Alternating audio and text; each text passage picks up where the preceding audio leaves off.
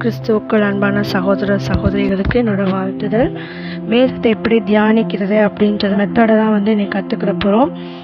நிறைய பேருக்கு இது தெரிஞ்சிருந்தாலும் நீங்கள் ஒரு தடவை கேட்டுட்டு பண்ணும்போது உங்களுக்கு இன்னும் ஈஸியாக இருக்கும். ஸோ தியானம் அப்படின்றத நம்ம ஆங்கிலத்தில் மெடிடேஷன் அப்படின்னு சொல்கிறோம். அது உண்மையாக ஃப்ரெஞ்ச், லத்தீன் போன்ற மொழிகள்லேருந்து அது வந்திருக்குது. அதோட அர்த்தம் என்ன அப்படின்னா டு திங்க், அதாவது யோசித்து பார்க்குறது. அப்புறம் பாண்டர் அப்படின்னா அதையே யோசித்து கொண்டே திங்க் பண்ணிக்கிட்டே இருக்கிறது தான் மெடிடேஷன் அப்படின்னு சொல்கிறோம். ஸோ இது ஒரு தனிப்பட்ட ஒரு மனிதன் என்ன பண்ணுறதுனா ஒரு குறிப்பிட்ட பொருள் மேலேயோ இல்லை ஒரு செயலின் மேலேயோ கவனம் செலுத்துறது தான் நம்ம மெடிடேஷன், தியானம் அப்படின்னு சொல்கிறோம். ஸோ இது எதுக்காக நம்ம தியானம் பண்ணுறோம், எதுக்காக தியானிக்கிறோம் அப்படின்னா ஒரு வெளிச்சம் கிடைக்க, நம்ம எந்த பொருளையோ இல்லை எதை குறித்து நம்ம தியானிக்கிறோமோ அதை பற்றியதான ஒரு வெளிச்சம் நம்ம கிடைக்கிறதுக்காக. இன்னொரு விஷயம் என்னென்னா நம்மளோட நிலை என்னன்றதை நம்ம அறியறதுக்காக, தன்னிலையை உணர்றதுக்காக தான். உலக பிரகாரமாக என்ன சொல்கிறாங்க, தியானிக்கும் போது மெடிடேஷன் பண்ணும்போது ஸ்ட்ரெஸ் இருக்காது, டிப்ரெஷன் இருக்காது, அதாவது மன சோர்வு இருக்காது, கவலைகள் இருக்காது, ஆழ்ந்த மன பாரங்கள்லாம் போகும், சிந்தையை ஒருநிலைப்படுத்தலாம் அப்படின்னு சொல்கிறாங்க. ஸோ நம்ம கிறிஸ்தவர்களாகி நம்ம எதை தியானிக்கணும் அப்படின்னா வேதத்தை, வசனத்தை நம்ம தியானிக்கிறவங்களா இருக்கணும்.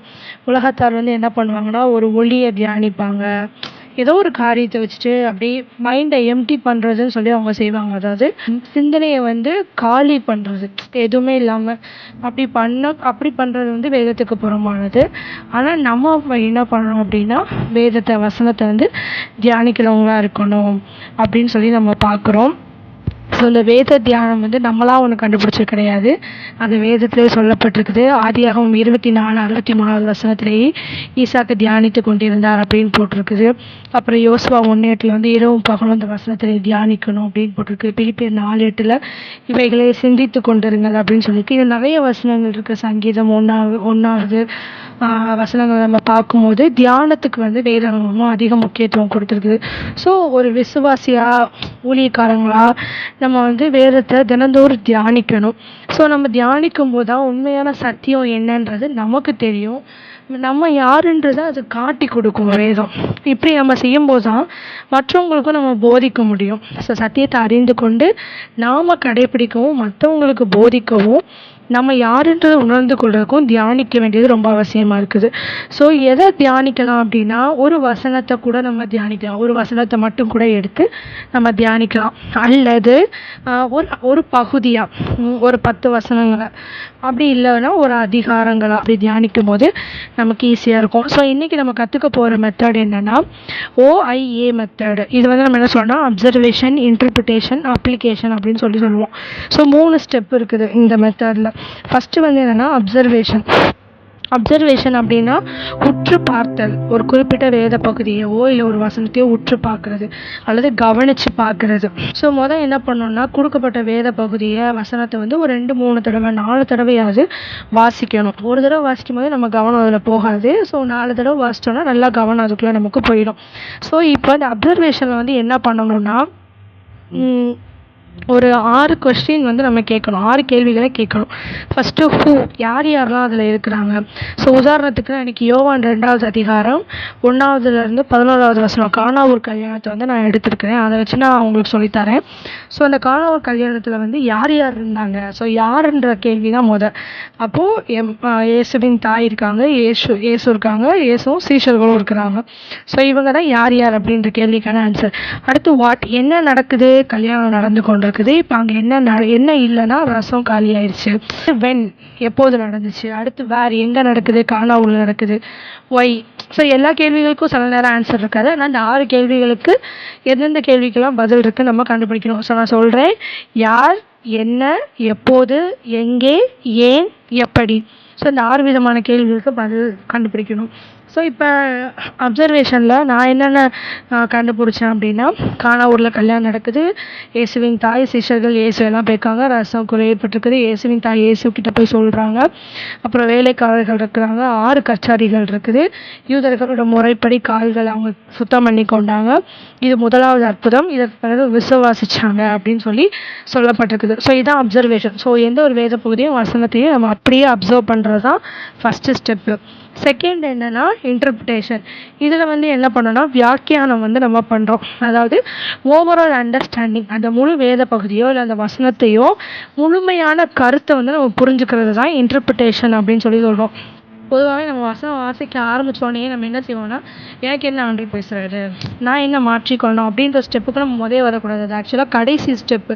இப்போ செகண்ட் என்ன பண்ணுறோம் இன்டர்பிரிட்டேஷனில் அப்படின்னா, அந்த ஆத்தர், அதை எழுதின ஆசிரியர் யாருக்கு எழுதினாரோ அவங்களுக்கு என்ன சொல்ல வராரு, அந்த ஆடியன்ஸ். இப்போ இந்த யோவான் 2வது அதிகாரம் ஒரிஜினலாக எழுதுனது அங்கே உள்ள ஆடியன்ஸ்க்கு, அங்கே உள்ளவங்களுக்கு.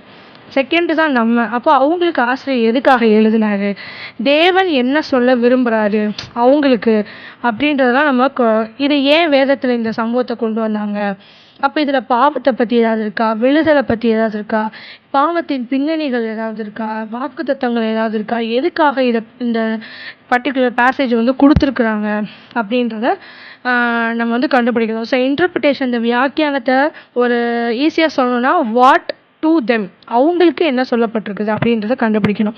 இப்போ எதுக்காக அப்படின்னு நம்ம அந்த பகுதியோட முடிவில் வாசித்தோன்னா 11வது வசனத்தில் சீஷர்கள் அவரை விசுவாசித்தார்கள் அப்படின்னு சொல்லப்பட்டிருக்குது.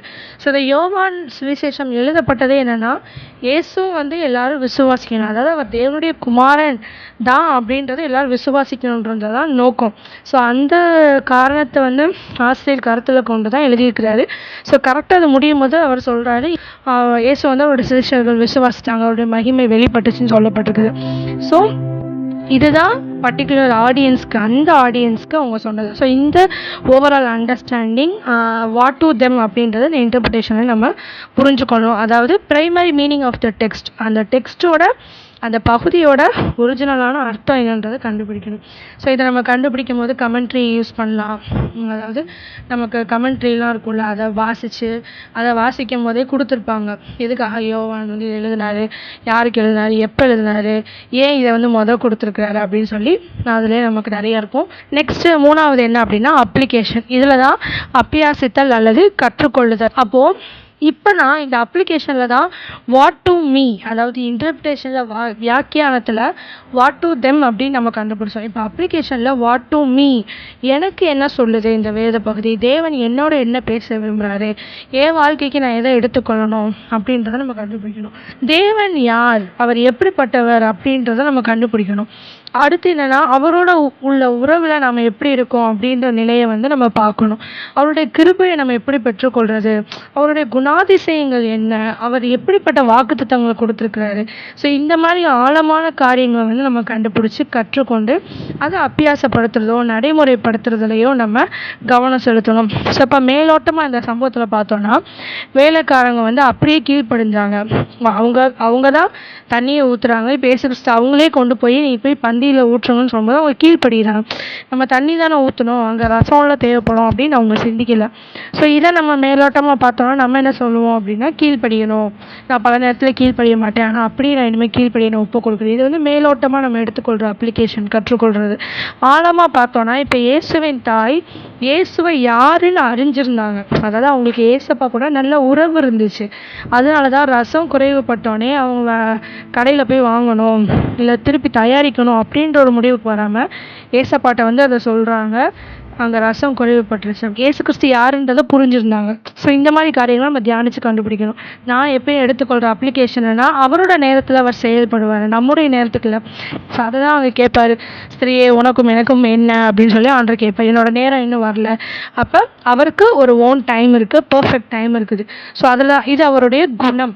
ஸோ இந்த அதிகாரத்தில் அவருடைய குணம் என்னன்றதை நம்ம கண்டுபிடிக்கணும். இந்த மெத்தடை தான் OIA மெத்தட்னு சொல்கிறோம். அதாவது ஃபஸ்ட்டு அப்சர்வேஷன் என்ன இருக்குன்றதை கவனித்து பார்க்குறோம், இன்டர்பிரிட்டேஷன் ஒரிஜினலாக என்ன அர்த்தன்றதை பார்க்குறோம், 3வது அப்ளிகேஷன். ஸோ மேலோட்டமாக நான் என்ன கற்றுக்கொள்கிறேன், ஆழமாக நான் என்ன கற்றுக்கொள்கிறேன்றதை பார்க்குறோம்.